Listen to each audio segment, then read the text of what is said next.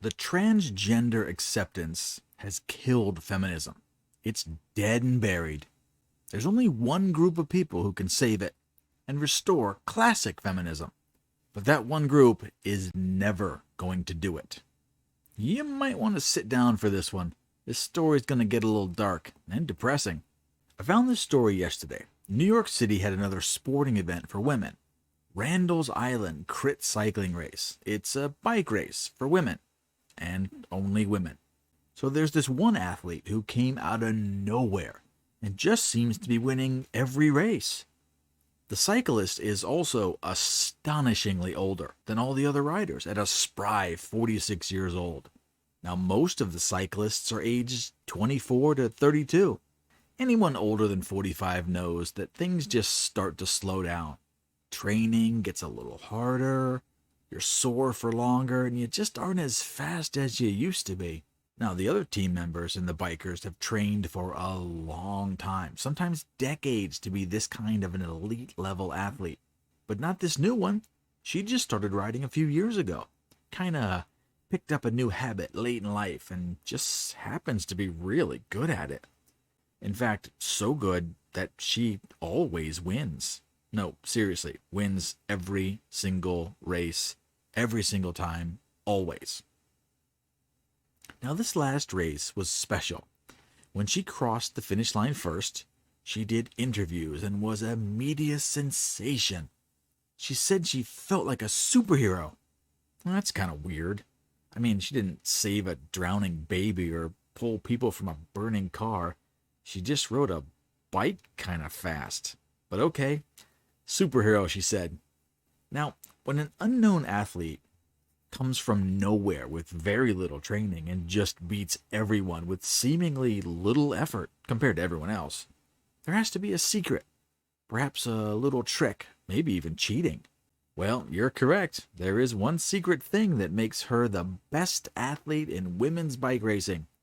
Her name is Tiffany Thomas, and the secret to her success is her penis and all of that testosterone in her body. Now, some of you probably already guessed, but this is just a guy who's pretending to be a lady. I think the politically correct term is trans female. So like I said, this is a guy. It's just a guy stealing trophies from women. Even researching this story, it was all about Tiffany, how she just started riding recently and she wasn't really good at it. But on her very first race, she almost won. In fact, once she started really taking this seriously and started training, only one woman has ever beaten her in a bike race. And that was a former Olympian, Paula Munoz. It will take an Olympic-level rider to even come close. To get to the Olympics, you need to be the absolute best on the entire planet. Normal women, you don't even stand a chance. Must be tough to be a woman these days. I mean, a woman hasn't won Woman of the Year once so far this decade. That Dylan Mulvaney was a girl for only a few months, and he gets to be celebrated at the White House. The Women's Courage Award went to a trans migrant refugee. And a large corporation, they're not even going to consider hiring a regular woman unless you pretend to be bi or trans or perhaps a mystical unicorn hybrid. I don't know. And listen, don't even bother trying to get undressed at the spa or gym or a public beach house. There's now a very high chance some dude with a beard wearing a sundress will be there to stare at you while you're changing. Now, as I said in the intro, the trans movement is killing feminism. Girls can do anything. Well, not anymore. When girls have to compete against boys, they won't win. Well, take Leah Thomas, an extremely average male swimmer. But get a mental illness and convince people you're a girl, now a gold medal winner at every event. That trans killed the hopes and dreams of all the girls that wanted to win. And what about Coco Telfer? I mean, are you trying to tell me that a girl can beat this trans athlete in any running sports? That trans killed their feminism dreams too. Laurel Hubbard, the first trans Olympic weightlifter, broke records that regular women will probably never conquer. Just another death for feminism. Now, the argument that I always hear is that trans people are fighting for their lives. They're persecuted and oppressed. It's kind of funny how the whole world can be turned upside down by an extreme minority. Well, when you have corporate sponsorship, it's a little easier. Trans people aren't being hunted down. The most dangerous thing to a trans person is themselves. The self-non-aliving, that's the most likely way they'll shuffle off this mortal coil. In fact, they are the exact opposite of being persecuted. They're given favorable status in almost every situation, from the laws that protect them. Well, like if you refuse to give the correct pronouns, which, by the way, can change every 15 minutes, that's now a hate crime. It's punishable by public cancellation, loss of employment, and even jail time. They are the victims?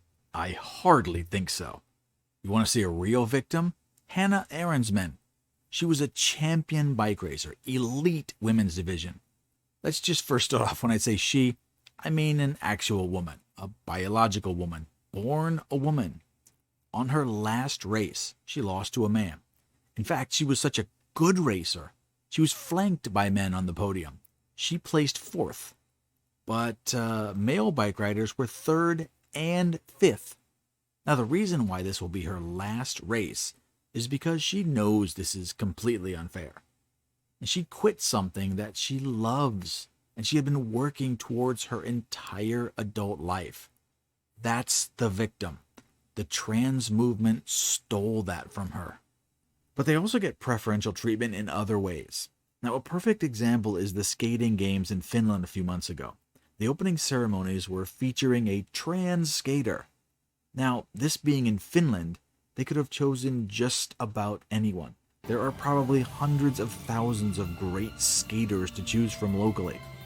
They could have picked a skater with Down syndrome, maybe Teacher of the Year, or even the very best skating garbage man, who always wanted to be a skater, but he had to start work at a young age to support his family, and this is his last chance to fulfill his dreams. I mean, they could have made this a heartwarming story, but no, tranny was the way to go, so they could virtue signal how woke they were. So they picked a 60-year-old trans who doesn't know how to skate. It was embarrassing, but it was inclusive. That's all that matters. Trans are taking everything from women. Being a woman sounds like fun, huh? Are you loving this new modern feminism yet? Are you sick of losing your rights, your sports, your scholarships, your personal space, your dignity? When will it be enough? Now, as far as I can see, most women are loving this, because rarely does anyone complain. It might be that women actually like this new trend, or it may be they're afraid to speak up because they'll get canceled. Funny thing, you already got canceled. You lost everything that made being a woman great. Now, when you have Pete Buttigieg, the National Transportation Secretary, taking maternity leave so he can chest feed his newly adopted child with his husband, women, you lost. This is a mockery of nature, and it steals the primary reason women exist. Now, call it whatever you want, but women's principal function on Earth is to nurture and raise future humans, so we can continue to exist. When anyone can claim or pretend they're a woman just by putting on a dress, it hurts women. It destroys feminism. So when are the women going to stand up and have a little dignity? Now, throughout all of history, when you wanted something big to change, the men stepped up and did it. But most modern women are toxic. Not most. Most is too strong of a word. Let's say a notable number. And funny enough, the same number that wants all this tranny, non-binary nonsense. But now, women, you're on your own. Stand up for yourselves. Men won't do it. And after being told women need a man like a fish needs a bicycle, we don't have much reason to rescue you from your own mistakes. There's a theme running through society that basically hates men. Do you think men are important? Like for what?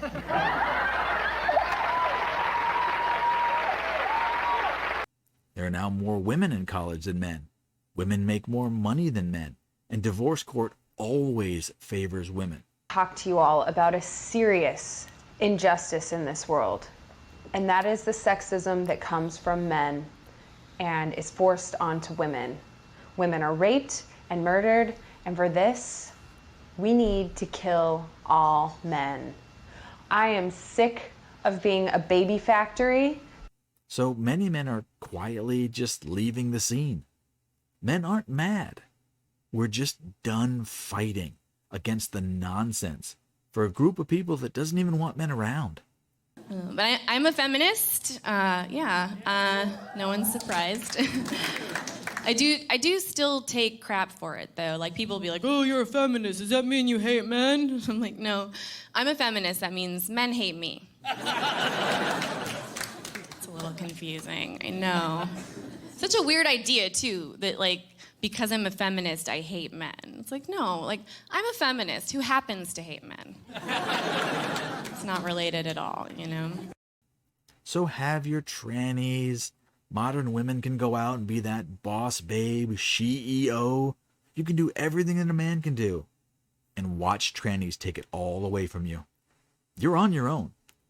It's sad, but no women stood up when this was just getting started to call out the nonsense. And now it has strong roots. It's going to be really hard to stop it now. Good luck. We're hoping for your success, but we're not going to help you.